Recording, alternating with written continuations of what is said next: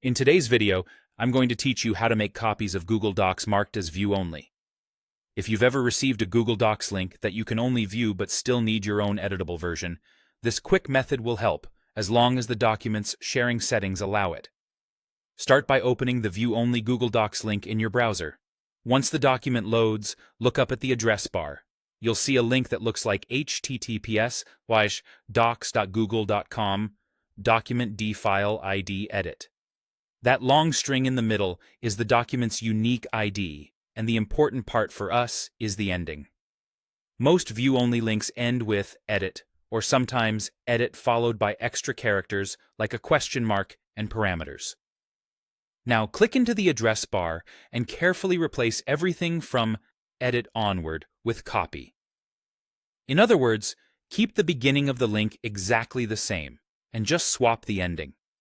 Your link should look like https docs.google.com document d file/id copy.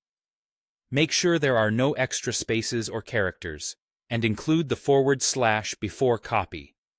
If you saw anything after /edit, remove that too, so the link ends cleanly with copy.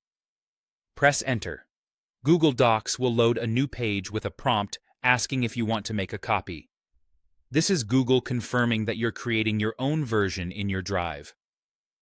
Click Make a copy. A new document will open and you'll notice you can edit everything freely. That means your copy is now saved to the Google Drive account you're currently signed into. From here, it's a good idea to rename the document and organize it. Click the title at the top left to rename it to something meaningful. To keep things tidy, use the move icon next to the title to place the file into the right folder in your drive. If you're working across multiple accounts, double-check you're signed into the correct Google account so the copy lands where you expect. One important note: this method only works if the original file is shared as anyone with the link can view.